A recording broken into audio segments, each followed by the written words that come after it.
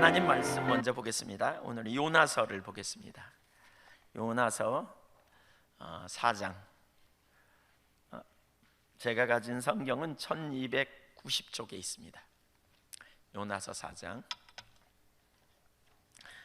10절과 11절입니다. 요나서 4장 10절부터 11절 말씀까지 같이 보시겠습니다. 같이 읽겠습니다. 여호와께서 이르시되 내가 수고도 아니하였고 재배도 아니하였고 하룻밤에 났다가 하룻밤에 말라버린 이 박넝쿨을 아꼈거든.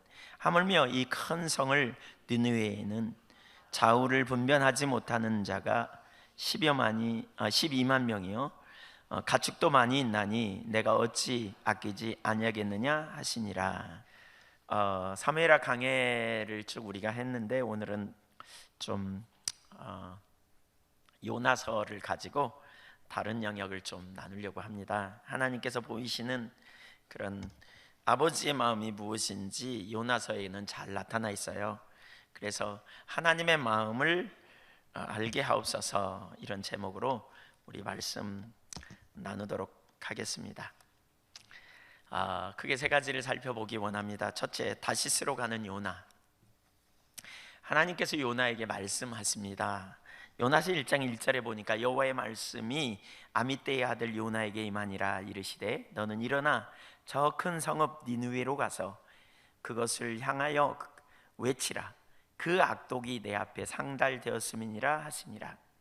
하나님의 사명은 항상 하나님의 말씀에서부터 시작됩니다. 우리가 그 말씀을 들어야 합니다. 구약의 예언, 이 요나서를 예언서라 이렇게 표현하기도 하는데, 구약의 예언자라는 말은 미리, 그러니까 미래를 아는 자를 예언자라고 하지 않고 하나님의 말씀을 전하는 사람, 말씀에 관여하는 사람, 관여되는 사람이라는 의미가 있어요. 그러니까 말씀을 관여하는 거죠. 하나님의 뜻을 알고 그 말씀을 관여해서 전파하는 사람, 이런 의미가 있어요. 하나님께서 이 아미떼 사람 요나에게 말씀이 임한 거죠. 아미떼의 아들 요나에게. 그래서 요나가 사명을 감당하는 것은 바로 말씀이 오면서부터 사명을 감당하게 되는 것입니다. 우리가 사명을 감당하는 것은 바로 주님으로부터 그 사명이 와야 감당할 수 있습니다. 하나님이 앞서 가셔야 돼요. 무조건 내가 뭔가를 행하겠다라고 하는 데서 시작되는 게 아니고 하나님이 앞서 가셔야 그 일이 이루어져요. 그리고 그 말씀에 전적으로 순종해야 합니다. 때로는 그 말씀이 내 생각과 다릅니다. 그럼에도 우리는 그 말씀에 순종해야 합니다. 그것이 바로 주님의 종이죠. 요나에게 말씀이 임했는데요, 그 말씀이 임했지만 그 말씀에 이제 반응해야 하는데, 그 말씀의 내용이 뭐냐면 니느웨로 가서 말씀을 선포하라는 거예요. 전하라는 거예요. 하나님이 주신 말씀을 니느웨에 가서 증거하라는 거예요. 근데 그 말씀이 요나에게 상당히 부담스러운 말씀이었던 것 같아요. 왜냐하면 니느웨에게 그 말씀을 전파하라고 할 때 그 말씀을 듣고 니느웨 사람들이 돌이키는 것을 이 요나가 되게 싫어하거든요. 나중에 보면 아시겠지만 요나는 니느웨가 회개하는 걸 그렇게 끔찍하게 싫어합니다. 아마도 제가 볼 때에 그 당시에 주전 8세기에 그 아수르의 수도가 니느웨인데, 그 아수르를 이스라엘 사람들이 대단히 불편하게 생각했던 것 같아요. 그래서 나훔서를 보면 아수르에 대한 이스라엘의 불편한 마음이 잘 묘사되어 있습니다. 이스라엘이 아수르를 얼마나 미워했는지. 그래서 아수르의 멸망을 그들은 정말 원했습니다. 기뻐할 만한 일이라고 생각했습니다. 그런데 하나님은 그들에게 가서 말씀을 전하라고 그렇게 하십니다. 하나님의 말씀을 들은 요나는 그 말씀을 들으면서 상당히 부담감을 느꼈던 것 같아요. 그래서 어떻게 하느냐, 3절에 보니까 하나님을 피해 도망갑니다. 3절을 같이 한번 우리가 읽어볼까요? 시작. 그러나 요나가 여호와의 얼굴을 피하려고 일어나 다시스로 도망하려 하여 욥바로 내려갔더니 마침 다시스로 가는 배를 만난지라 여호와의 얼굴을 피하여 그들과 함께 다시스로 가려고 뱃삭을 주고 배에 올랐더라. 여기 이렇게 말하죠. 여호와의 얼굴을 피하려고 욥바로 내려가고 여호와의 얼굴을 피하여 다시스로 가려고 배에 올랐다. 여호와의 얼굴이라는 말은 하나님의 임재를 가르칩니다. 그러니까 하나님의 임재, 영어 성경에 보니까 프리젠스라고 번역하고 있는 하나님의 임재입니다. 그러니까 하나님의 임재는 하나님의 생명이에요.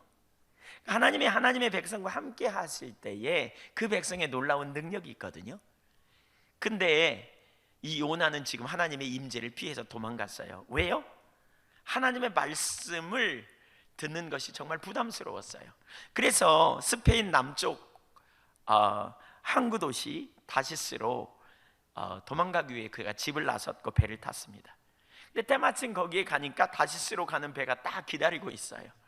그 환경이 너무나 맞아 떨어졌어요. 어떨 때 우리는 환경을 가지고 하나님의 뜻을 해석하려고 하는 경향이 참 많아요. 그러나 모든 환경을 믿어서는 안 돼요. 물론 하나님은 환경을 통해서도 우리 가운데 일하시긴 하지만 그래서 요나는 이렇게 환경을 피해서, 그러니까 하나님의 말씀을 피해서 도망가려고 합니다. 왜요? 하나님의 말씀이 마음에 안 들기 때문에. 우리가 주의 종이라고 이렇게 말하죠. 우리가 주님을, 그러니까 하나님을, 우리가 예수님을 주님 이렇게 부르잖아요. 그 말은 우리가 주의 종이라는 말이에요. 주님의 뜻대로, 주인님의 준말이 주님이에요. 그러니까 그분의 뜻이 가장 완전하고 그분의 뜻대로 우리 삶을 조정해서 순종하겠다고 하는 게 전제되어 있는 말이거든요. 내가 주님의 뜻대로 순종할래요? 뭐 이런 의미. 그러나 그 요나는 하나님의 뜻이 자기의 생각과 다르니까 그냥 도망가 버립니다. 그러면서 하나님의 임재를 피하여 다시스로 가려고 합니다. 이 다시스는 풍요의 땅이었어요. 이 스페인 남쪽 땅을 유럽 사람들이 되게 아주 좋아한다 그러더라고요. 거기 지중해 해안에 그 아주 그 따뜻한, 그리고 거기에 뭐 너무 풍요함이 있어서 그걸 아주 사람들이 좋아한다 그래요. 우리는 그러한 풍요를 꿈꾸려고 어쩌면 다시스를 자꾸 생각하죠. 예수 믿으면서도 뭔가 우리 나름대로의 풍요, 우리가 찾기 원하는 그런 풍요의 땅을 찾아 우리는 떠나려고 하는 경향이 우리 가운데도 있어요. 그러나 우리가 기억할 것은 하나님을 피할 수 없다는 거예요. 요나는 1장 9절에서 이렇게 고백하거든요. 대답하되 나는 히브리 사람이요 바다와 육지를 지으신 하늘의 하나님 여호와를 경외하는 자로다. 하나님을 누구라고요? 바다와 육지를 지으신 하나님이래요. 한마디로 말하면 하나님을 피할 수 없다. 그는 입술로 이렇게 고백해요. 그뿐만이 아니라 뭐라고요? 하나님을, 내가 그 하나님을, 바로 그 하나님을, 그 살아계신 하나님을 나는 두려워하는 사람입니다 라고 고백하고 있어요. 바로 그 하나님을 자신은 두려워하고 있다고 말하고 있어요. 입술로는 정답을 참 얘기해요. 그렇죠? 근데 실상은 어리석은 행동을 하고 있어요. 우리 신앙이 무엇인지 우리가 참 염두에 두어야 돼요. 너무나 많은 경우에 교리는 정통인데 삶은 실제가 아닌, 이걸 마틴 노이드 존스 목사님은 죽은 정통주의라고 말하면서 기독교가 능력이 없는 이유는, 하나님의 임재가 교회 가운데 거치는 이유는 바로 이런 이유 때문이라고 말해요. 교리는 정통인데 실제 삶은 없는, 능력을 상실하는.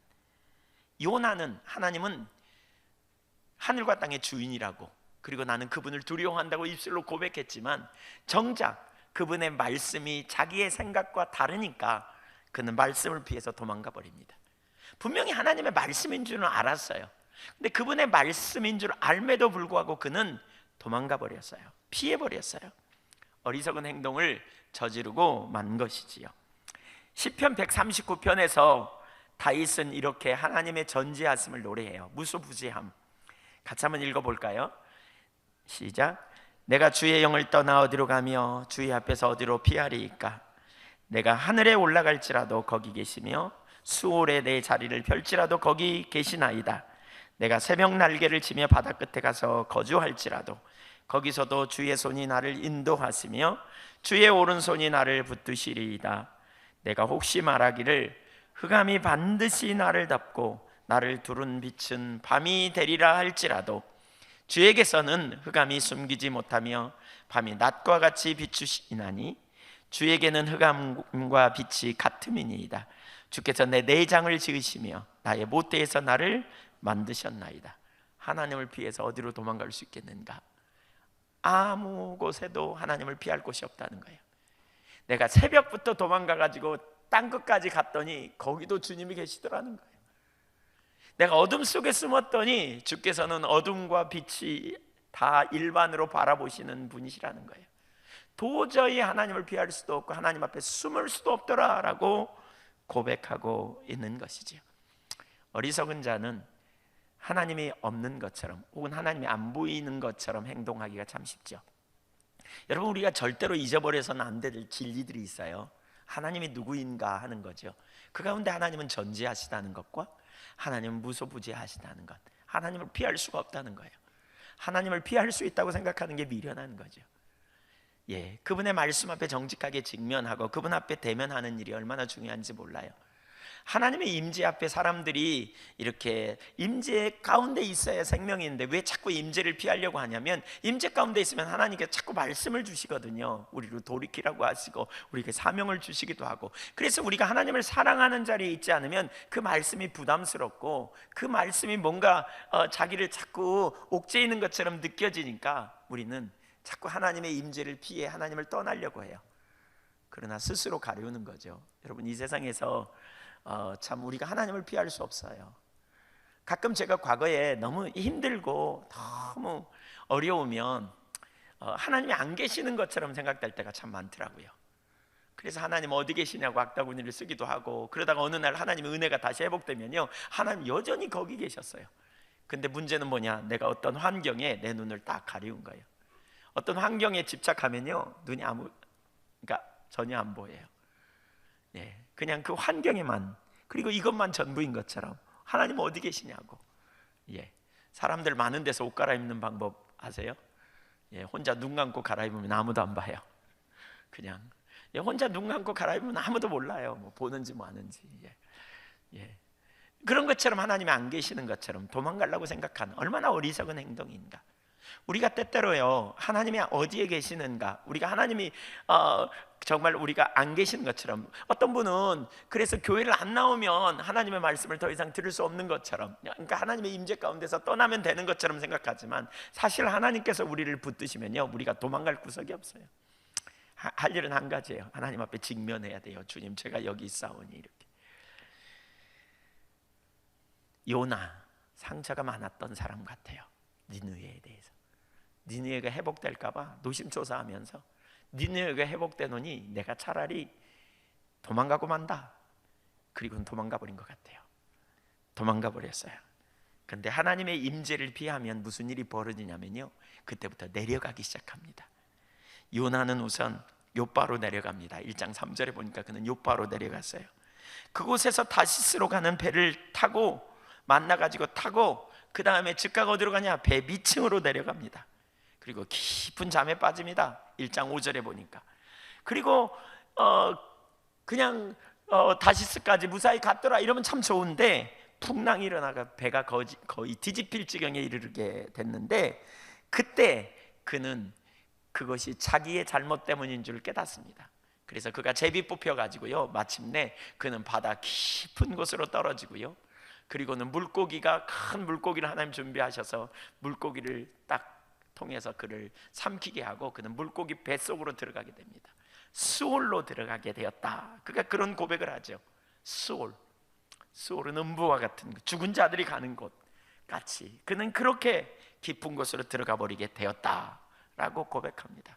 점점 내려가요. 요바로 내려갔다가 뱃속으로, 밑창으로 내려갔다가, 빛이 가려진 배 밑창, 사람들을 만나지 않는 그 밑창으로 들어갔다가 마침내 그는 바닷속으로 갇혔다가 물고기 뱃속으로 내려가게 되는, 신명기 30장 19절과 20절에 보면 우리가 정말 여러 번 봤잖아요. 거기 이런 구절이 있죠.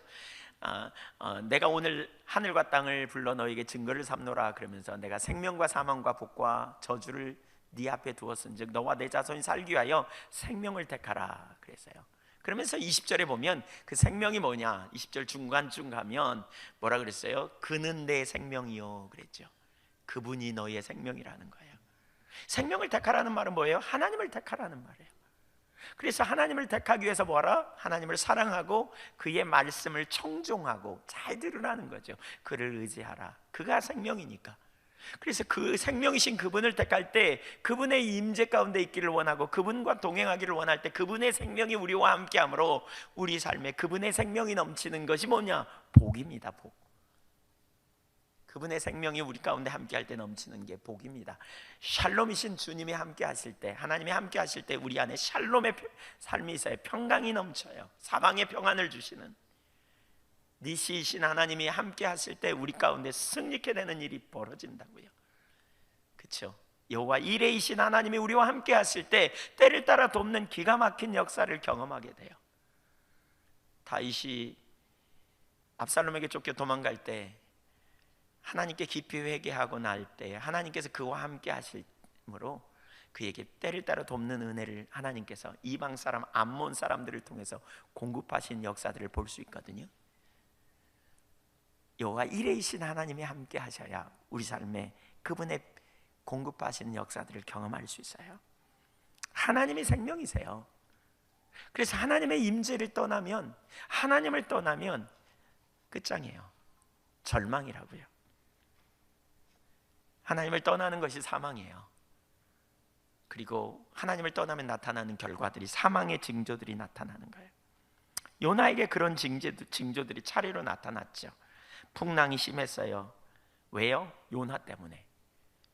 요나 한 사람 때문에 풍랑이 그냥 배를 삼키려고 해요. 거기 많은 사람들이 탔던 것 같아요. 배 전체에 위기가 처했습니다. 여러분, 하나님께 불순종할 때에 그 한 사람만이 아니라 그 주변 사람들이 영향을 받게 됩니다. 그래서 순종이 얼마나 중요한지 몰라요. 반면에 하나님의 사람이 하나님의 말씀에 순종하고 하나님의 뜻을 따라 나아갈 때 주변의 사람들이 잘못해도 그를 통해 좋은 영향을 받게 됩니다. 사도행전에 보면 바울 일행이 그 유라굴라 대풍 속에서 10살이나 먹지도 자지도 못하는 그런 환경에 빠지게 되거든요. 왜 그런 일이 벌어졌습니까? 바울이 3차 전도여행을 마치고 돌아가는 길에 사람들이 그렇게 말해요. 바울의 띠를 가져다가 이 띠 임자가 이렇게 묶일 것이다 이렇게 말하면서 예루살렘에 가지 말라고 말려요. 그러나 바울은 뭐라 그래요? 내가 예루살렘에 가는 것이 하나님의 뜻이다. 내가 성령의 매임을 받아 예루살렘에 가는데 나의 달려갈 길과 주 예수께 받은 사명 그것을 마치려 하면은 내 생명을 조금도 귀한 것으로 여기지 않는다. 나는 기꺼이 하나님의 뜻을 쫓아 나아가노라 이렇게 고백하며 나아갑니다. 그리고 아닌 게 아니라 예루살렘에 갔더니 잡혔습니다. 그러나 환상 중에 주님이 말합니다. 네가 이곳에 온 것처럼 이제 가이사에게 네가 서게 될 것이다. 그가 예루살렘에 간 것도 하나님의 뜻이고 가이사에게 이제 가게 되는 것도 하나님 뜻이에요. 그 하나님의 뜻을 따라 로마로 제수의 신분으로 잡혀가게 되는데 이제 어떤 장소에 이르러서 겨울에 그 항해하는 건 위험하니 여기서 쉬고 가는 게 옳겠다고 바울 사도가 말하지만 선장과 백부장은 바울 사도의 말을 묵살하고 항해를 합니다. 그들의 잘못으로 말미암아 항해를 하는 가운데 유라굴라라는 대풍을 만나게 됩니다. 그리고 14일 동안 먹지도 자지도 못한 상황이 되었습니다. 그런데 어느 날 바울 사도에게 천사가 나타나서 이렇게 말합니다. 27장 23절에 보니까 나의 속한 바 곧 나의 섬기는 하나님의 사자가 어젯밤에 내 곁에 서서 말하되 바울아 두려워하지 말라. 네가 가이사 앞에 서야 하겠고 네가 내 뜻을 이루기 위해서 가이사 앞에 가야 하리라 이렇게 말하는 거죠. 그리고 또 뭐예요? 하나님께서 너와 함께 행하시는 자를 다 네게 주셨다 하였으니 하나님의 뜻대로 행하려고 하는 사람에게 그 모든 다른 사람의 생명을 그 때문에 구원하시겠다는 거예요. 276명의 사람들, 바울을 제외하고 275명의 사람들이 바울 때문에 구원받게 될 거다. 바울로 인해서 구원받게 될 거다라고 말하고 있는 거죠. 바울로 인해서. 이렇게 하나님께 뜻을 쫓아 순종하면요 주변이 살게 돼 있어요. 무엇이 하나님의 뜻인지 우리가 잘 분별하고 그 뜻대로 나아가는 것이 얼마나 중요한지 몰라요. 반면에 요나는요 하나님의 뜻에 불순종하니까 사망에 이르는 징조들이 그의 삶에 계속 나타나죠. 1장 6절에 보니까 이렇게 말해요. 선장이 그에게 가서 이르되 자는 자여 어찌함이냐 일어나서 네 하나님께 구하라. 혹시 하나님이 우리를 생각하사 망하지 아니하게 하시리라 하니라. 가장 먼저 그 상황에 기도해야 될 사람은 요나였어요. 믿음의 사람이 위기의 상황에 가장 먼저 하나님 앞에 이게 어찌된 연고인지 기도해야 돼요. 그런데 요나는 그 시간에 엎어져 자고 있어요. 그러니까 하나님을 전혀 모르는 사람에 의해서 세상이 충고하는 거죠. 야, 네가 할 일은 지금 기도해야 되는 일이잖아, 이렇게. 우리가요, 하나님을 떠나면 영적으로 소경되고 사명을 잃어버려요. 뭘 해야 되는지 분별력을 잃어요. 그런 그에게 계속해서 이방인은 그를 질책합니다. 네가 어찌하여 그렇게 행했느냐? 이 모든 예상치 못한 풍랑이 바로 요나 때문인 줄 알고 너 어째서 그렇게 행했느냐라고, 몰라서 묻는 말이 아니라 궁금해서 그런 것이 아니라 하나님의 사람답게 살지 못한 그것을 탓하는 이방인의 질책이죠. 신앙 고백을 하고 있는 하나님의 사랑에게 신앙을 공유하지 않는 세상 사람이 던지는 책망. 예수 믿어도 하나님을 피하면요, 하나님은 세상을 통해서 말씀하세요. 책망하는 거죠. 돌이키라는 거죠. 여러분 그런 경험 없으신가요? 혹시? 우리가 예수 믿지만 믿지 않는 것처럼 막 술도 마시고 같이 놀면 그러잖아요. 제가 과거에 정말 인격적인 주님을 만나기 전에 주일날은 꼬박꼬박 교회 가고요, 토요일날 저녁까지는 술도 마시고 그랬거든요. 그랬더니 제 친구가 주일날 아침 되면 그러는 거예요. 술 마시는 사람도 교회 간가? 뭐 이러면서. 실컷 같이 어젯밤에 그냥 즐겁게 마셔놓고 그렇게 확 긁어요. 전 참 되게 창피했어요. 그렇지만 뭐 여전히 또 먹고 마시고. 세상을 통해 사실 우리에게 하나님 말씀하시는 것 같아요. 제가 어느 날 뒤집어져 가지고요, 술도 담배도 다 끊고 딱 삶을 조정했더니 그 친구가 그랬어요. 예수 믿는 사람도 술 마시잖아, 그러면서 제 앞에서 술을 마시면서 이렇게 술잔을 제 앞에다 왔다 갔다 하면서 냄새 좋지 않아? 뭐 이러면서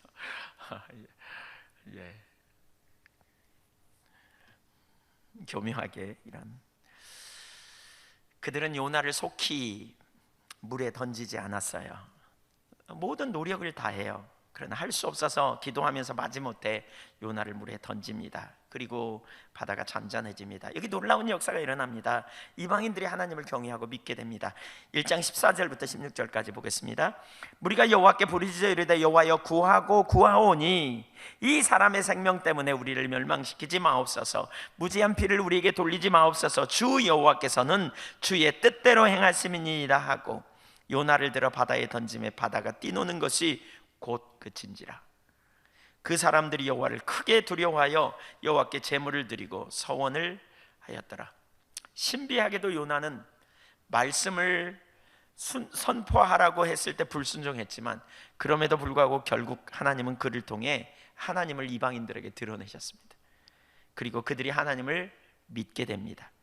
한 배에 탄 모든 사람들을 구원하는 통로로 요나는 쓰임 받습니다. 비록 자신은 비참한 상태에 놓여 있지만, 저는 이걸 보면서 이런 생각이 들었어요. 하나님은 미숙한 성도들을 통해서도, 또 인격적으로 성숙되지 못한 사람들을 통해서도 하나님은 누군가를 구원하실 수 있으시다. 비록 그가 그 구원의 감격과 기쁨을 경험하지 못할 수 있지만, 반면에 말이죠, 요나가 나중에 순종하고 가가지고 12만 명을 구원해내잖아요. 그러니까 우리가 하나님께 정말 쓰임받기 원한다면요, 우리가 가지고 있는 모든 장벽을 무너뜨리고 하나님의 말씀에 불순종하는, 다시스로 내려가려는 그러한 모든 장벽을 무너뜨리고 우리가 하나님께 순종한다면 얼마나 크고 놀라운 일이 우리의 삶에 이루어질 수 있을까라는 생각을 해보게 됩니다. 뒤에 가서 더 나누겠지만 요나는 편견이 있어요. 느느웨 사람들을 미워했어요. 그들은 망해야 살 인간이라고 생각했어요. 그 당시에 느느웨 사람들은 매우 악독했대요. 어느 성을 점령하면요, 그 임신한 여인들을 죽일 때 그 배를 죽창으로 찔러서 죽이기도 하고, 높은 성벽에서 밀어떨어 가지고 그 머리가 깨지게 해서 죽기도 하고, 막 이런 아주 잔인하고 혹독한 짓을 수도 없이 했어요. 그 가운데 이스라엘은 접경 지역에 있었기 때문에 아수르를 통해서 많은 어려움을 당했던 것 같아요. 특별히 요나는 어쩌면 자기 친족 중에 누구가 아수르 사람과 싸우다가 죽었을 수도 있어요. 그래서 아수르를 쳐다보기도 싫은, 어쩌면 아수르 사람을 끔찍히 미워하는 이런 선입견과 편견 때문에 그는 절대로 순종하지 못하겠다고 도망가고 있는 거예요. 물론 하나님께서 우리를 통해 이루시고자 하는 그거 놀라운 역사가 있는데, 우리가 어떤 편견 때문에, 어떤 선입견 때문에 우리가 선을 넘지 못함으로 말미암아 우리가 하나님의 뜻을 우리를 통해 얼마든지 억제하고 제어해버리지 않은지를 살펴볼 필요가 있다고 봐요. 여러분, 우리는, 제가 교회를 섬기면서 보면 어떤 성도님들은 과거에 교회를 섬기다가 받은 상처 때문에 사람과의 관계를 잘 안 하려고 그래요. 한 발 뒤로 물러나요. 그냥 적당한 선에서 신앙생활을 해요. 좋은 게 좋은 거니까 뭐 이렇게. 머리 대신 그분이 교회를 통해 정말 놀라운 일을 이루시려고 할 때, 머리 대신 그분이 공동체를 통해 너무너무 놀라운 일을 하려고 할 때 공동체가 연합이 안 돼. 왜요? 상처 때문에. 왜요? 자존심 때문에. 서로는 다가가지 못해요. 판단하고 정죄하고. 그래서 뭐예요? 하나님의 역사를 담아내지 못해. 만약에 하나 되면 엄청난 일을 이룰 수 있을 텐데, 교회에 오지만 교회 공동체에 적극적으로 발을 들여놓지 못하는 분들을 제가 봐요. 이렇게 선교회나 유원회 같은 데도 그냥 이름은 올려놨지만 그냥 이렇게 안 해요. 왜 안 하느냐? 열심히 없어서 그런 게 아니에요. 나하고 스타일이 다르다, 나하고 취미가 다르다, 내 성향이 아니다. 나는 저 사람하고 함께 할 수가 없어. 아니, 지난번에 잘못해놓고 나한테 어떻게 사과했다는 말도 안 해? 그런데 어떻게 내가 화해하겠어? 자존심 때문에 연합하지 않아요. 하나 되지 않아요. 선을 못 넘어요. 사실 이런 장벽들이 우리 가운데 무너져야 됩니다. 넘어뜨려져야 됩니다. 하나님께서 행하실 수만 있다면 우리는 그 일에 우리가 어떻게 쓰임받을 수 있을까를 생각하고 우리가 담대히 나갈 수 있어야 되는 것이죠. 요나는 그걸 넘어서지 못합니다. 요나는 그 모든 상태에서 정말 하나님께 쓰임받지 못해요. 그 모든 과정에 요나는 기도하지 않습니다. 어쨌든 요나는 깊은 곳에 떨어졌습니다. 그는 하나님의 얼굴을 피하여 도망갔지만, 그리고 스스로 다시스로 가서 잘 먹고 잘 살 거라고 생각했지만 절대로 그렇지 않습니다. 제가 주의 종으로서, 목사로서 제가 그 요나서를 어제 읽으면서 참 많이 회개했습니다. 개인적으로는 저도 다시스를 꿈꾸는 사람이더라고요. 어떤 때는 제가 죽전교회에 있을 때도 다시스를 꿈꿔서 하나님이 있으라고 하는 곳, 가라고 하는 곳이 아니고 자꾸 다른 데를 꿈꿔요. 이렇게 제가 결국 은혜 가운데 죽전교회에 하나님 있도록 인도하셔서 거기 있었지만 수도 없이 꿈꿨던 것 같아요. 지금도 제가 가끔 다시스를 꿈꾸고 있는 것 같아요. 거기 가면 뭐가 될 것처럼, 거기 가면 뭔가 좋은 일이 일어날 것처럼. 그러나 여러분, 우리가 하나님께서 있으라고 하는 것, 하나님께서 우리를 인도하시는 것, 하나님께서 우리에게 보여주시는 하나님의 뜻이 우리에게 가장 완전하다는 사실을 기억해야 합니다. 하나님의 임재가 있는 것, 하나님과 만남이 있는 것. 하나님의 임재가 떠나면 사망에 이르게 되는, 떨어지는 그런 현상들이 나타나요. 요나는 하나님의 임재를 떠났어요. 그리고 물고기 뱃속까지 들어갔어요. 그러나 하나님은 그에게 다시 기회를 주세요. 거기서 만나 주세요. 그래서 그는 하나님의 임재를 피했지만 이제 다시 하나님의 임재를 사모합니다. 2장 4절을 보겠습니다. 내가 말하기를 내가 주의 목전에서 쫓겨났을지라도 다시 주의 성전을 바라보겠다 하였나이다. 다시 하나님의 임재가 있는 곳, 그 임재가 있는 곳을 내가 사모합니다. 사실 이 말은 좀 틀렸어요. 왜냐하면 내가 주의 목전에서 쫓겨났을지라도 그랬잖아요. 쫓겨나긴 뭐 쫓겨나요. 자기가 도망간 거지. 꼭 우리는 이기적이어가지고 자기가 도망가 놓고 쫓겨났대요. 자기가 도망간 거죠. 하나님의 임재를 피해서 도망간. 어쨌든 그는 다시 하나님을 찾기 시작합니다. 다시 하나님을 찾습니다. 뱃속에서 하나님을 열망하고 찾습니다. 하나님의 임재가 없어도 살 것 같아서, 하나님의 임재 가운데 하나님이 주시는 말씀이 싫어서 그는 하나님을 떠날 수밖에 없는, 떠나는 것이 최상책이라고 생각했던 그에게 위기가 찾아오고 문제가 오니까 그는 하나님을 찾을 수밖에 없는 상황입니다. 그렇게라도 하나님을 찾는 것이 얼마나 큰 은혜요 축복이었는가. 하나님께서 그에게 다시 기회를 주시잖아요. 오늘날 우리들도 그래요. 하나님의 임재 가운데 있는 것이 어떤 때는 부담스러워요. 자꾸 내 죄를 지적하거든요. 자꾸 나에게 잘못했다고 지적하거든요. 하나님의 말씀에 자꾸 나로 좀 조정하라고 그러시거든요. 그냥 내버려 좀 두면 좋겠는데 어떤 때는 하나님의 임재가 부담스러운 말씀을 우리 가운데 자꾸 하시거든요. 오늘날 왜 하나님의 은혜가 우리 가운데 거칩니까? 하나님의 크신 은혜가 우리 가운데 거친 이유가 뭡니까? 자기 마음에 좋은 대로, 사람들이 자기 생각에 좋은 대로, 자기 육체와 마음에 원하는 욕망을 따라 다시스로 도망가기 때문에 그래요. 다시스로. 하나님이 정말 원하시는 자리에 있기를 원하고, 하나님의 뜻 가운데 서기를 원하고, 하나님 말씀하십시오, 내가 조정하기를 원합니다. 우리 몇 주 전에 살펴봤잖아요. 제 아내가 저에게 오랫동안 변하지 않는 제 모습을 얘기하니까 제가 속으로 삐졌다고, 그러면서 그랬다 그랬잖아요. 그건 좀 안 변하니까 좀 기다려주지, 왜 이렇게 좀 계속 지적하나. 제가 그 설교를 듣고 시험에 듣는 분들을 이해할 것 같아요. 내가 이렇게 안 변하는데, 내가 이게 바뀌어지지 않는데 좀 나를 내버려 두지, 왜 이렇게 자꾸 내 잘못을 자꾸 지적하나. 근데 하나님이 왜 지적하겠어요? 바꾸라고 지적하지. 제가 그것 때문에 시험 들어가고 씩씩거렸더니 하나님께서 저에게 그러셨다 그랬잖아요. 예, 이런 유는 기도 외에는 할 수 없다. 그런 유까지도 주님은 받기를 원하되 네 자원과 네 능력이 아니다, 내 능력으로만 가능하다. 그래서 기도하라. 그 문제를 가지고 대면하에 가라. 하나님 우리를 모르시나요? 그분이 우리의 체질을 모르시나요? 그분이 저와 여러분을 바꿀 수 있는 넉넉한 은혜가 있다고요. 예. 그래서 우리는 하나님의 임재가 부담스러워서 어떤 때는 자꾸 도망가죠. 자꾸 피해요. 또는 세상이 너무 좋아서 우리는 도망가요. 그런데 여러분 기억하세요. 도망가야 별거 없어요. 왜냐하면 언젠가는 다시 하나님의 임재를 사모하게 될 날이 올 거거든요. 누구에게든지 반드시 그런 날이 오게 될 수밖에 없어요. 예. 문제는 그게 너무 늦을 수도 있다는 거예요. 부자와 나사로의 비유에 보면, 부자는 이 땅에서 떵떵거리고 하나님을 두려워하지 않고 자기 뜻대로 살았던 사람이고, 나사로는 하나님을 사모했던, 어쩌면 하나님의 뜻대로 살았던 사람이라고 할 수 있는데, 두 사람이 다 죽었어요.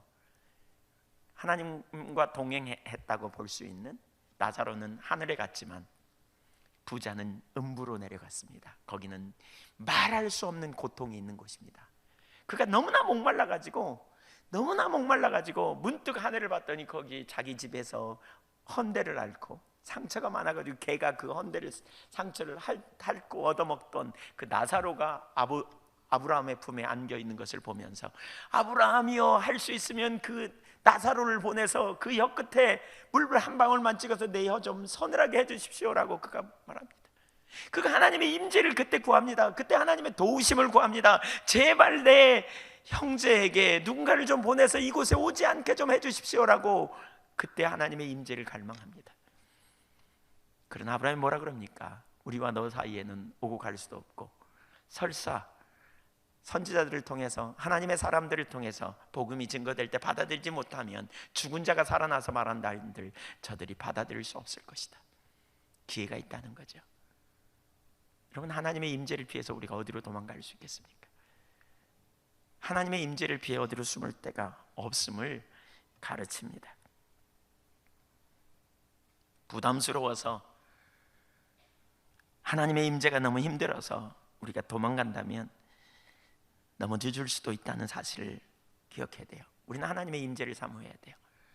여러분, 우리는 그 하나님 앞에 예수 그리스도의 보혈의 공로를 의지하여 나아가며 주님의 임재 앞에 대면해야 돼요. 정직하게. 여러분, 살지 못하면, 말씀대로 살지 못하면 살 수 없다고, 그래서 나는 예수님이 필요하다고, 그리고 당신의 은혜가 필요하다고 이렇게 애통함으로 나아가십시오. 살 수 없는 것 때문에 죄책감에 눌리지 마십시오. 그래서 하나님의 아들이 오셨고, 그 하나님 앞에 어린아이처럼 여러분의 상태를 그대로 고백하세요. 하나님, 내가 이렇게 살고 싶은데 이렇게 살지 못합니다. 하나님, 기도는 복잡하지 않습니다. 기도는 단순합니다. 그냥 내 마음의 상태를, 내 혀의 말을 하나도 알지 못하시는 하나님 앞에 그대로 고백하는 겁니다. 하나님, 제 마음에 지금 이런 마음입니다. 그래서 하나님이 필요합니다. 그래서 주님의 은혜가 필요합니다. 우리 안에 답이 있지 않아요. 그렇죠? 바울 사도가 오라 나는 공고한 사람이로다 누가 나를 이 사망 몸에서 건져내랴.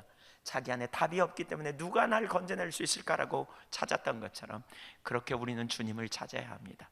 주님은 우리를 구원하시기 위해 오셨습니다. 그분은 그분을 의지하는 자를 둘러진치고 보호하시고 우리를 건져내시는 구원의 주님이심을 믿으시기 바랍니다. 하나님의 임재를 사모하십시다. 임재를 두려워하지 마십시다. 임재를 따라갑시다. 하나님 말씀하시면 정직하게 대면하십시다. 할 수 없을 것 같으면 할 수 없다고, 그래서 나에게 힘을 부어달라고, 은혜를 부어달라고 이렇게 우리가 나아가기를 원합니다. 2장 6절에 보겠습니다. 내가 산의 뿌리까지 내려갔사오며, 완전히 뿌리까지 내려갔다는 거예요. 땅이 그 빗장으로 나를 오래도록 막았사오나 나의 하나님 여호와여 주께서 내 생명을 구덩이에서 건지셨나이다. 요나는 거기서 알았어요. 죽음의 세계까지 다스리시는 하나님을. 그가 절망적인 상황에서 여호와를 생각하며 부르짖을 때 응답하셨어요. 7절, 내 영혼이 내 속에서 피곤할 때에 내가 여호와를 생각하였더니. 여러분, 영혼이 피곤할 때만 주님을 우리가 기억하지 말고 범사의 주를 기억하고 찾으시자고요. 내 기도가 주께 이르렀사오며 주의 성전에 미쳤나이다. 3일을 경험한 후에 하나님은 물고기에게 말씀하십니다. 그리고 물고기는 그를 다시 육지에 토해냅니다. 우리가 주의 종입니까? 그렇습니다. 모두가 주의 종입니다. 그러나 자기 뜻을 따라간다면 어찌 주의 종일 수 있겠습니까? 하나님은 우리를 구원해 놓고 영원한 생명을 이 땅에서 그냥 복받은 삶을 살라고만 우리에게 말씀하지 않아요. 우리가 주의 종이 되기를 원해요. 우리가 이 땅에서 하나님의 나라를 이루는 그 하나님의 통치 아래 들어가기를 주님은 원하신다고요. 그래서 우리가 주님의 종으로서 우리가 주님의 뜻을 쫓아 살기를 힘써야 합니다. 오늘날 너무나 많은 그리스도인들이 다시스를 사모합니다. 니느웨보다는 다시스를 바라보고 다시스를 추구합니다. 따뜻함이 있는 곳, 안락함이 있는 곳, 평안함이 있는 곳, 거기 가서 편히 쉬고 잘 먹고 잘 살기를 원하는, 내 마음과 내 뜻대로 내가 하나님의 뜻을 행할지 안 행할지를 결정하면서 하나님의 뜻 중에 이런 부분만 내가 행하기를 원하고 결정하면서 그렇게 살기를 원하는 모습 되게 많이 봅니다. 최근에 서울에서 목회하는 제 동기하고 얘기했더니요, 교육전도사를 구하기가 어렵대요. 신학생들이 많이 있는데 교육전도사를 구하기가 참 어렵다고 그러더라고요. 예, 그 광주만 해도 교육전도사 구하기가 정말 어렵다 그래요. 왜냐? 교회 섬기는 일 잘 안 한대요, 신학생들이. 왜 안 하냐? 아르바이트하면 돈도 더 벌 수 있고 교회 가서 치사하게 섬기면서 그런 말 듣고 싶지 않아서 안 간다는 거예요. 좀 섬겨보다가 에이, 나는 아르바이트해서 돈 버는 게 훨씬 낫다 그러면서. 그래서 교육전도사 구하기가 아주 어렵다는 거예요.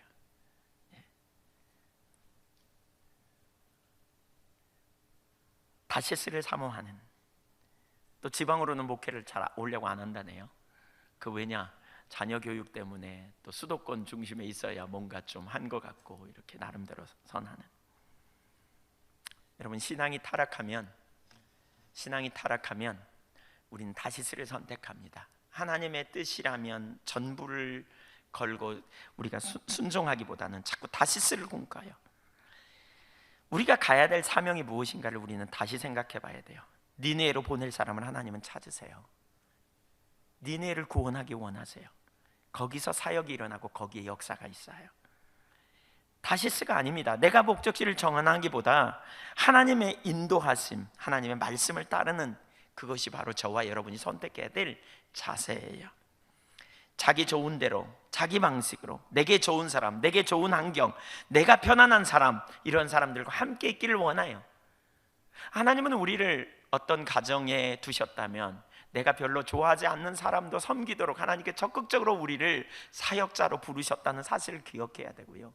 하나님 나를 어떤 환경에 두셨다면 그 환경 속에서 주님의 영광을 드러내도록 우리를 부르셨다는 사실을 기억해야 합니다. 좋은 사람, 싫은 사람, 선을 그어가지고 나는 저 사람은 만나고 저 사람은 안 만나고 저 사람은 얘기가 통하고 저 사람은 내 취향이 아니고 이런 삶의 태도를 취해서는 절대로 안 됩니다.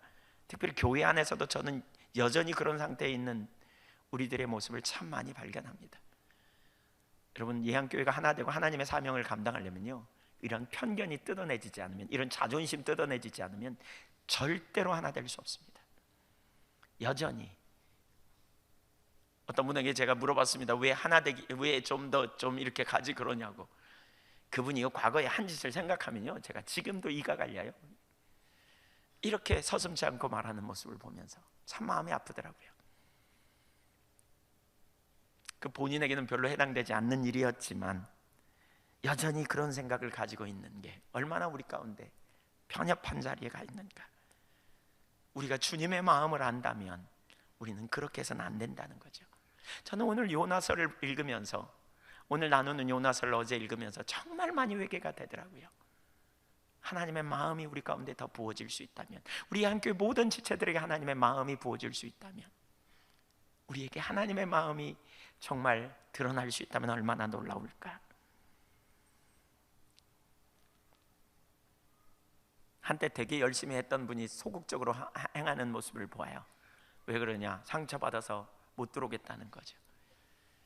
상처 좀 받으면 어떻습니까? 좀 우리 뛰어넘어야 되지 않겠습니까? 하나님의 마음을 가지고. 상처를 받았다면, 여전히 치유되지 않는다면 그것은 그 본인에게 심각한 문제가 아닙니까? 그것이 하나님의 일을 담아내지 못하는 방해물이 된다면 그게 얼마나 심각한 문제입니까? 뛰어넘어야 되지 않겠습니까? 믿음으로 하나님이 기뻐하시는 자리에 내가 서기를 원하고, 하나님이 행하시는 일에 기꺼이 동참하기 원하는.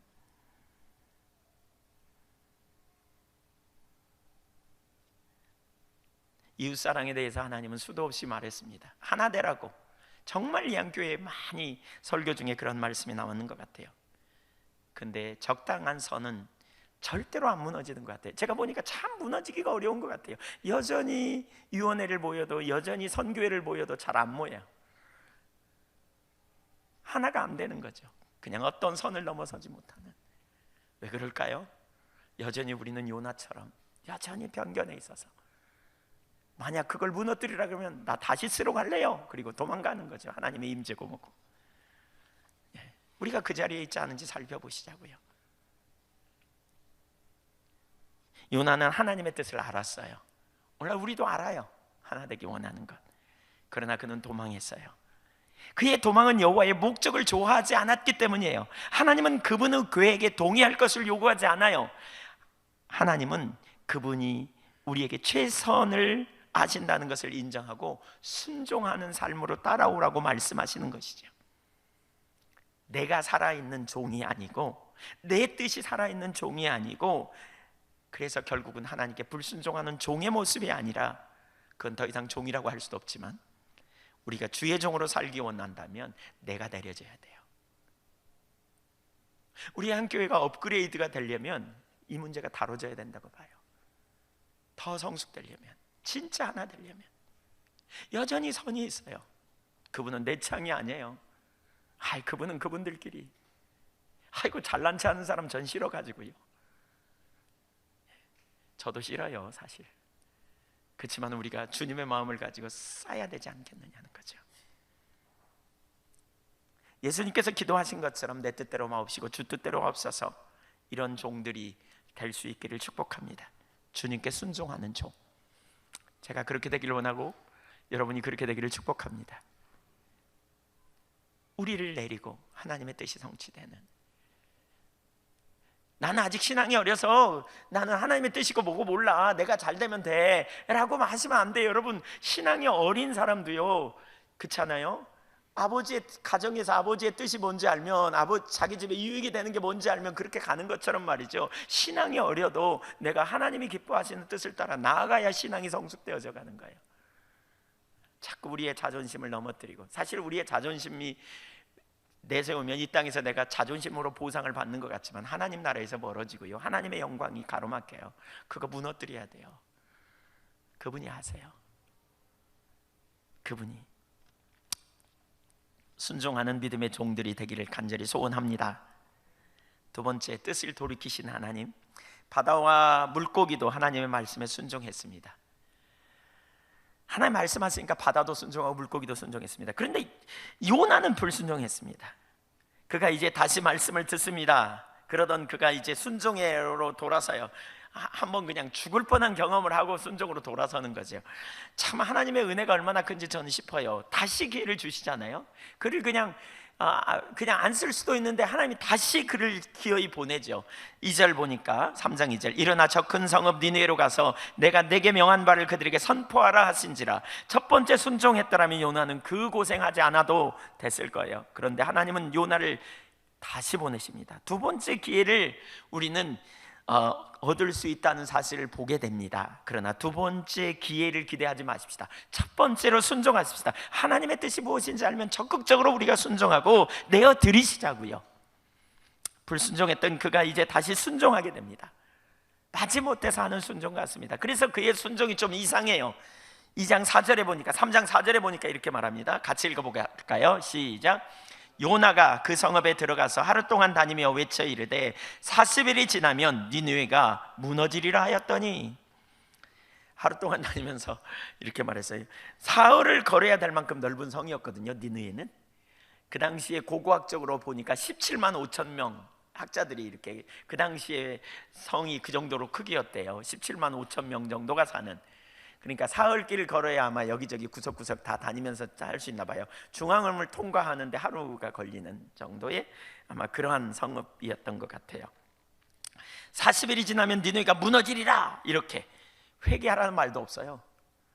심판의 메시지만 딱 전하고 그냥 가버려요. 그냥 그는 회개를 기대하지도, 혹시라도 저들이 회개해가지고 하나님의 긍휼을 받을까 겁내면서, 어쩌면 혹시 하나님이 저들 용서하시면 어때? 저들 빨리 심판받아야 되는데, 뭐 이런 생각으로 했던 것 같아요. 그러나 요나가 그런 마음으로 했음에도 불구하고 놀라운 역사가 거기 나타납니다. 5절 이하 보겠습니다. 니느웨 사람들이 하나님을 믿고 금식을 선포하고 높고 낮은 자를 막론하고 굵은 베옷을 입은지라. 그 일이 니느웨 왕에게 들리매 왕이 보좌에서 일어나 왕복을 벗고 굵은 베옷과 베옷을 입고 제 위에 앉으니라. 8절. 사람이든지 짐승이든지 다 굵은 베옷을 입을 것이요 힘써 하나님께 부르짖을 것이며 각기 악한 길과 손으로 행한 강포에서 떠날 것이라. 하나님의 뜻을 돌이키시고 그 진노를 그치사 우리가 멸망하지 않게 하시리라. 그렇지 않을 줄을 누가 알겠느냐 하시니라. 우선 하나님을 믿었대요. 그 말씀을 믿었어요. 성의 없이 선포되는 요나의 말, 성의 없이 선포되는 요나의 말에도 불구하고 사람들이 그 말을 받아들였어요. 니느웨에 부흥이 일어난 거예요. 대회개 운동이 일어난 거예요. 왕이요 국가의 재앙으로 선포하고요, 그 말을 듣고 왕복을 벗고 베옷을 입고 땅바닥에 앉아서 금식하며 절박하게 하나님 앞에 회개하고 나가는 거예요. 정말 대단하지 않아요? 니느웨의 부흥, 단체로 회개하고 구원받는 사건. 어떻게 이런 일이 일어났어요? 요나의 훌륭한 설교 때문인가요? 아니요, 요나가 죽을 팍팍 썼어요. 요나는 그럴 마음도 없었어요. 열정도 없었어요. 열망도 없었어요. 어쩌면 그랬는지도 몰라요. 이 성읍이 40일 만에 무너지리라 그러면서 아이고 힘들어 죽겠네, 아이고 내가 뭐 하는 짓이야, 내가 미쳤지 미쳤어, 소리 좀 작게 해야지 뭐 이러면서 사람들 알아들을까 봐. 그러면서 어쨌든 하루길 내키지 않은 마음으로 다녔는데 그 말을 듣고 사람들이 뒤집어졌어요. 결국 중요한 한 가지 사실을 봐요. 뭡니까? 누가 하셨어요? 하나님이 하셨어요. 우리 지난주에 봤죠? 하나님은 하신다. 이게 성경의 가르침이라 그랬죠. 하나님은 하시고자 하시는 일을 이루시는 분이세요. 여러분, 하나님은 당신의 뜻을 이루시는 분이라고요. 정말 하나님께서 얼마나 놀라운 능력으로 역사하셨는가를 보세요. 하나님은 처음부터 니느웨를 구원하시기 원하셨어요. 그렇지 않으면 요나를 보낼 필요도 없었을 거예요. 하나님은 악행을 일삼던 니느웨 사람들까지도 악한 길에서 돌이켜 구원받기를 원하셨던 것이에요. 그래서 이 요나가 나가서 내키지 않은 마음으로 선포할 때에 그 말을 들은 사람들이 회개하고 뒤집어졌어요. 한번 생각해 보세요. 요나가 물고기 뱃속에서 나왔잖아요. 깨끗했겠어요? 아마 비린내가 막 나기도 하고 역겨운 냄새가 났을 거예요. 그런 사람이 어디서 시커멓게 그냥 꾀재재 해가지고 나와서 외치는 말, 별 미친 누가 있네 뭐 이러면서 그냥 무시해버릴 수 있어요. 근데 그 말을 듣고 뒤집어져 버렸다니까요. 저는 이걸 보면서 한 가지를 정말 많이 깨닫는 게 그거예요. 결국 하나님이 하신다. 그러니까 여러분, 주님께 쓰임받기 원하세요? 하나님이 하시는 곳에 있어야 돼요. 하나님이 일하시는 곳에 있어야 돼요. 하나님이 하시고자 하는 일에 동참해야 돼요. 그래서 때로는 우리에게 마음에 맞지 않고 때로는 우리가 잘 납득이 안 돼도 하나님이 하시고자 한다고 느껴지면 우리의 삶을 조정하여 그 일에 동참해야 돼요. 기꺼이. 사도행전 보면 예루살렘 교회에 핍박이 일어나잖아요. 그러니까 온 땅으로 흩어져요. 그 중에 일부가 아주 먼 예루살렘에서 상당히 먼 거리에 있는 안디옥까지 가죠. 그리고 거기서 이제 대부분의 사람들, 도망간 사람, 그리스도인들 중에 대부분은 유대인이었기 때문에 그들은 유대인들에게, 이제 다 유대인이었죠. 유대인에게 복음을 전해요. 근데 그 중에 유대인 기독교인 중에 몇 사람이 이방인에게 관심을 가지고 복음을 전하기 시작해요. 그런데 안디옥 지방에 유대인에게 복음이 확 증거됐다는 말은 거의 없고요, 이방인들에게 확 불붙듯이 일어납니다. 그래서 안디옥 교회가 세워지잖아요. 하나님의 관심이 어디에 있는지 봐야 돼요. 하나님의 뜻이 어디에 있는지 봐야 돼요. 하나님의 안목이 어디에 있는지 봐야 돼요. 하나님이 일하시는 곳에 가야 역사를 경험해요. 개인적으로 제가 여기저기 다니면서 말씀을 전하고 교회를 세우는 일에 나가는 이유가 뭔 줄 아세요? 어떤 때는요, 불평이 나옵니다. 이렇게. 이번에도 어떤 분이 문자를 보내왔어요. 하나님이 쓰신다고 하시니 성실하게 불평하지 말고 잘 섬기라고 감동하십니다. 제가 불평은 대놓고 안 했지만 생각해 보니까, 밤 11시까지 집회하고 1시 반에 나와가지고 대만 시간으로, 우리하고 1시간 차이였는데 3시 45분 비행기 타고 들어가지고 7시에 도착해서 정신없이 그냥 또 12시에 결혼이 줄에 있어서 결혼식 갔다가 또 우리 장례식에 또 잠깐 갔다가 돌아와가지고 또 이제 오늘 저녁부터 나가려고 생각하니까 어제는 그렇게 공격이 되더라고요. 마음이 힘들고 낙담되고, 내가 꼭 그렇게 가야 되나. 그러다가 요나서를 읽다가 절박하게 회개했습니다. 하나님 용서해달라고. 하나님의 마음이 있는 곳에 제가 있기를 원한다고. 제가 회심한 이후에 줄기차게 기도했던 제목이 그거거든요. 하나님, 저는 하나님이 기뻐하시는 자리라면 어디든지 가고 싶어요. 하나님이 기뻐하시는 곳에 저가 있게 해주세요. 하나님이 기뻐하시는 일에 참여하게 해주세요. 제가 그런 기도를 약 20년간 해왔습니다. 하나님이 기뻐하시는 자리, 하나님이 기뻐하시는 일에 제 삶이 드리기를 원해요. 요나처럼 어떤 순간 마음이 나눠지는 마음, 정말 중심에 회개했습니다. 하나님 앞에서 섬기면서도 불평해요. 그러니까 너무 참 교회 가운데도 죄송한 마음이 제게 있고요, 제가 참 이렇게 여러분 중에 어떤 분들에게는 참 죄송한 마음이 들어요. 불평하듯이 마음속으로라도. 겉으로 한 적은 거의 없지만 자기 중심으로 돌아가면 하나님의 행하시는 일에 별로 관심이 없어요. 내 문제, 내 관심사, 내 목적에 초점이 돌아가 버리고, 하나님이 얼마나 놀라운 일을 이루고 계시는지를 우리는 볼 수 있어야 돼요. 하나님이 얼마나 큰 일을, 위대한 일을 계획하고 계시는지.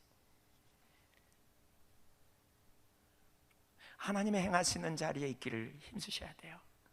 우리의 편견이 무너지면 하나님의 행하시는 일을 우리는 훨씬 더 많이 볼 수 있을 거예요. 우리는 선이 있기 때문에 하나님의 행하시는 일을 못 봐요. 우리는 어떤 편견이 있기 때문에, 어떤 상처가 있기 때문에, 어떤 걸림돌이 있기 때문에 자꾸 내가 생각하는 범위 외로는 더 나가려고 하지 않는 그런 영역이 우리 가운데 얼마나 많은지.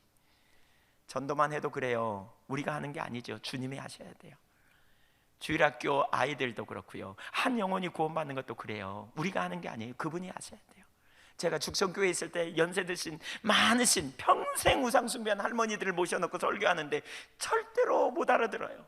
그래서 이분들은 끝났다라고 생각했다가 어느 날 하나님이 하신다는 사실을 깨닫고 하나님을 신뢰할 때 그분이 만지시니까 몽땅 순식간에 변화되더라고요. 진짜 주님을, 이게 복음을 그분들이 얼마나 잘 말씀을 알아듣고 삶이 전환이 되는지. 여러분 그래요. 여러분 주변에 있는 사람이 변화될 것 같지 않죠? 제가 설교로 사람이 변화될까? 잘 안 변화된다고 전 생각해요. 그래서 절망했었어요. 그런데 주님이 하시면 역사가 일어나더라고요. 한번 따라서 해보세요. 하나님은 하신다. 하나님이 하실 수 있다니까요. 여러분 성경에 보면 이런 이야기들이 되게 많이 나와요. 이스라엘 백성들이 죄를 지적할 때 하나님 뭘 지적한 줄 아세요? 너희는 내가 행한 일을 잊어버렸다는 거예요. 너희 조상들에게 행한 일을, 역사를 잊어버렸다. 이게 죄예요. 죄. 하나님의 역사를 잊어버리면, 그렇죠? 하나님을 신뢰하지 못해요. 그러니까 시인이라고 그러죠. 영어로 시인. 누가 그러는데 시는 사우스를 가르치고 애는 노스를 가르친대요. 남쪽과 북쪽의 끝에 자기가 있다는 거예요. 자기가 남쪽으로 갈지 북쪽으로 갈지 자기 마음대로 주장하는 이 자기가 있기 때문에 죄가 된다는 거예요. 자기가 내려져야 되는데, 주도권을 하나님께 드려야 되는데, 거기 하나님이 계셔야 되는데 내가 있기 때문에 이게 죄라는 거예요. 하나님 없는 삶, 내 스스로 인생을 개척하려고 내 마음대로 하려고 하는, 내가 계획 세우고 내 방법대로 나가려고 하는 하나님을 놓치면 죄가 돼요. 하나님이 하세요. 하나님, 그분이 이루시는 거죠. 그래서 우리는 전도할 때도 때를 얻든지 못 얻든지 전하라 그러잖아요. 왜? 추수는 그분이 하시니까. 우리가 어떻게 구원받았는지 생각해 보세요. 여러분은 너무 성품이 좋아가지고, 여러분 마음이 너무 온유하고 마음이 부들부들한 아주 부드러운 밭처럼 그렇게 돼서 그냥 복음을 듣자마자 아, 내가 예수 믿어야 되겠구나, 그래서 예수 믿었나요? 여러분의 능력으로? 아니에요. 주님이 하셨어요. 그분의 은혜로 구원받은 자예요. 그분의 은혜 없이는 우리 중에 아무도 예수 믿고 구원받을 인생이 아무도 없어요.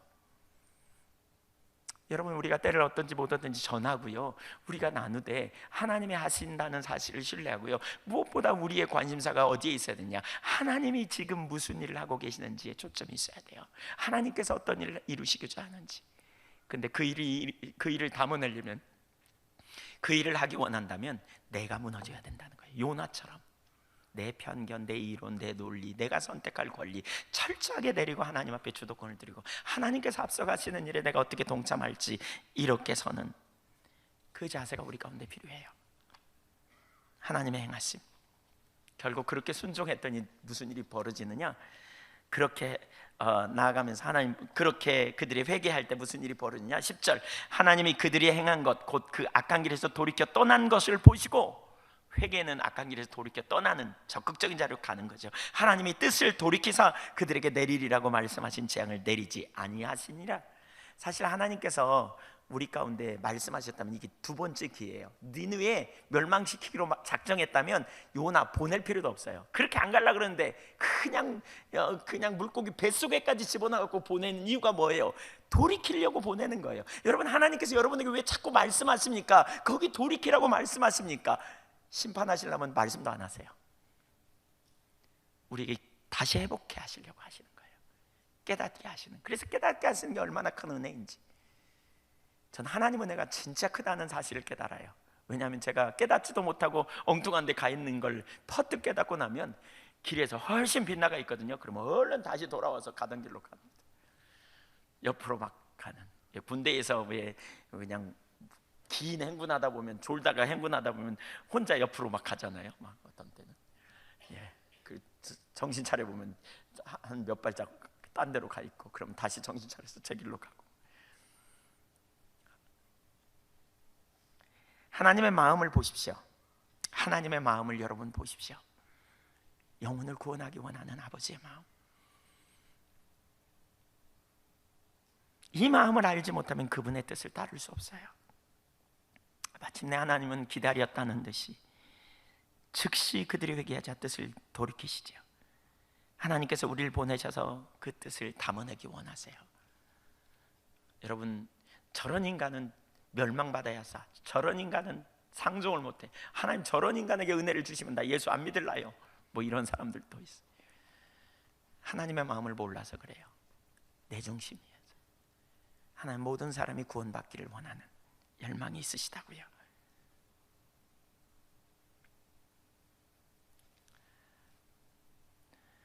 전심으로 하나님의 마음을 가지고 우리가 우리 주변 사람들을 섬길 수 있기를 축복합니다.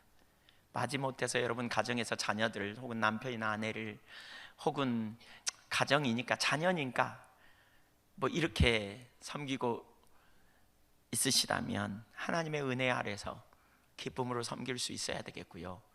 가정은 말할 것도 없고 우리 주변의 사람들, 이웃들, 또 우리 교회 안의 지체들 섬긴다는 건 뭡니까?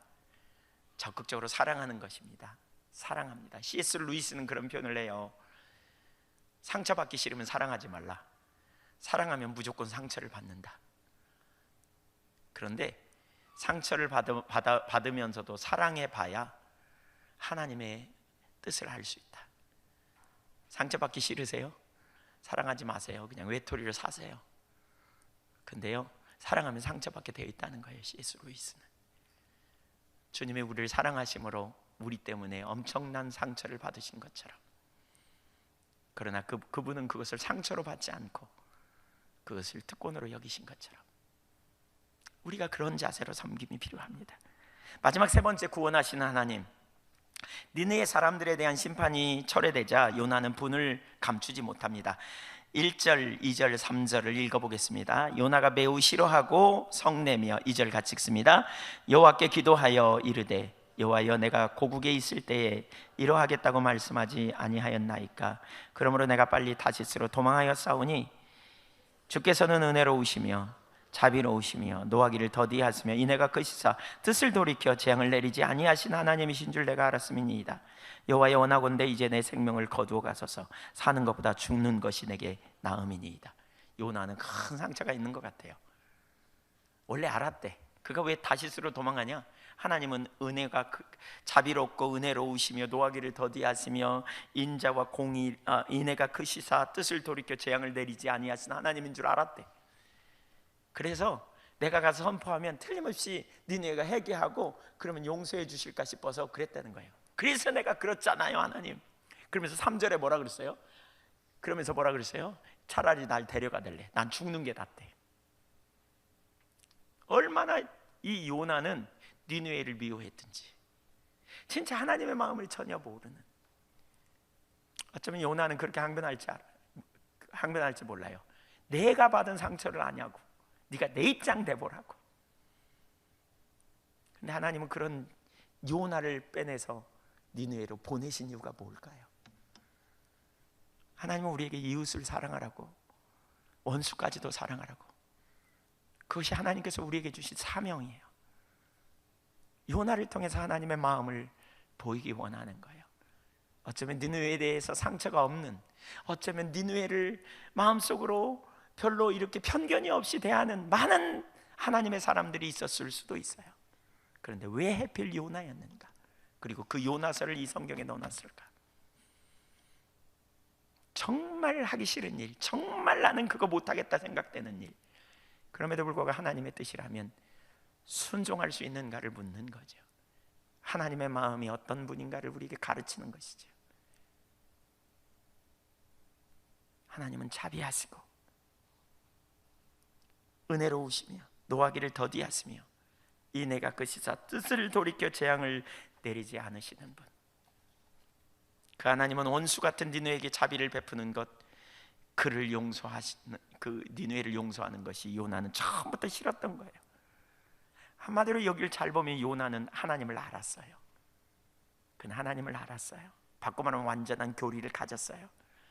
그는 완전한 교리를 가졌지만 삶은 살지 않았어요. 죽은 정통적이었지만 삶은 살지 않았어요.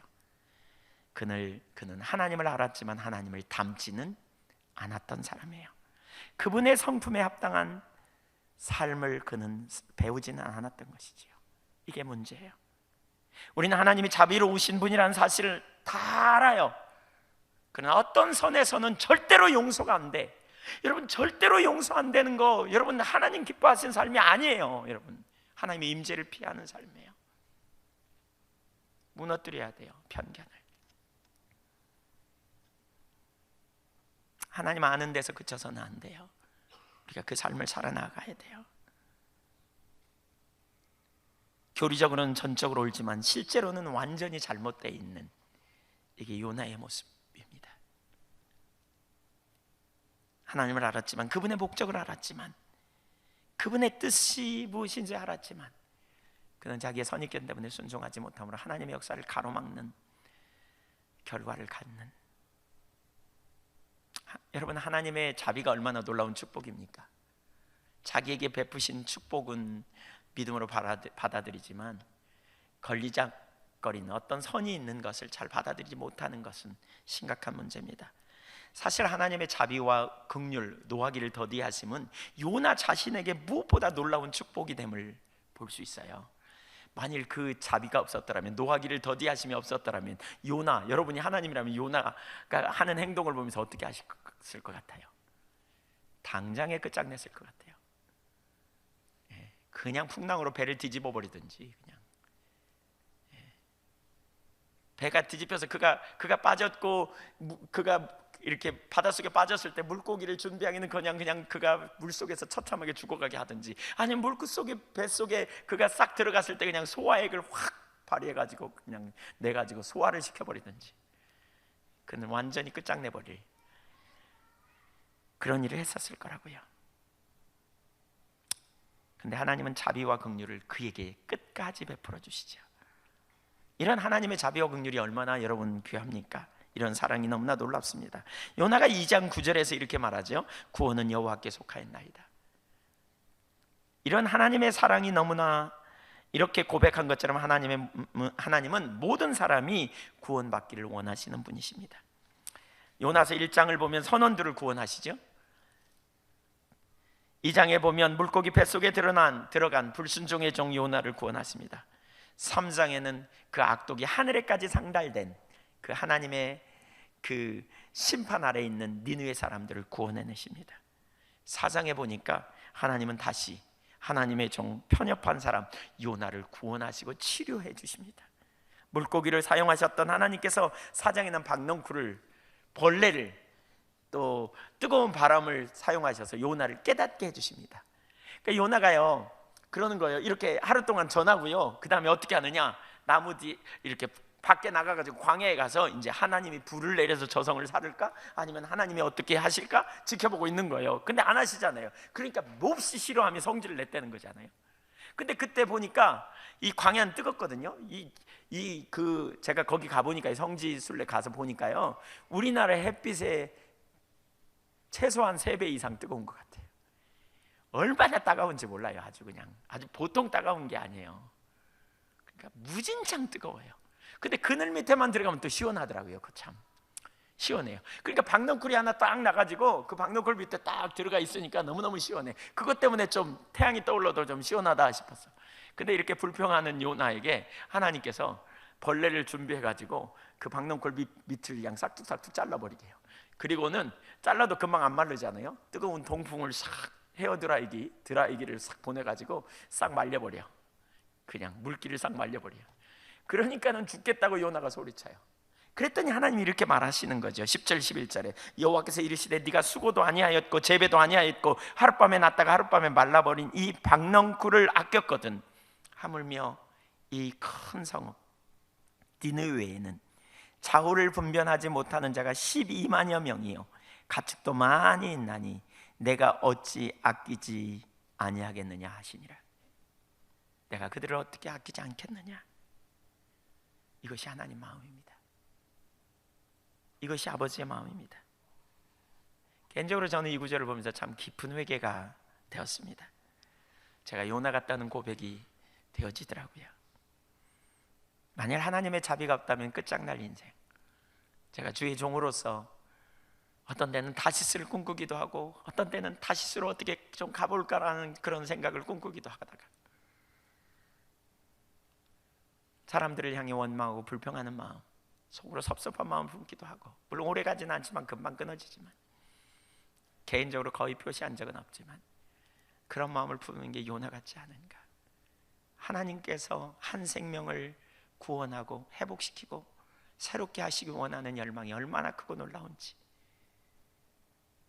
하나님이 우리 옆에 있는 한 사람을 세우기를 얼마나 원하시는지, 하나님께서 한 사람, 억압되어 있는 한 사람을 치유하고 회복시키기 원하는 열망이 얼마나 크고 놀라우신지.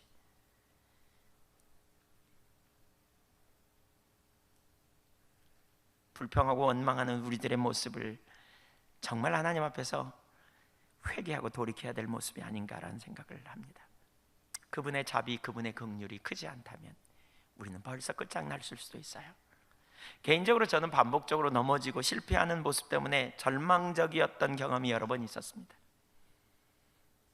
그런데 그럴 때마다 하나님의 자비와 긍휼하심의 은혜가 훨씬 더 큰 것을 발견했습니다.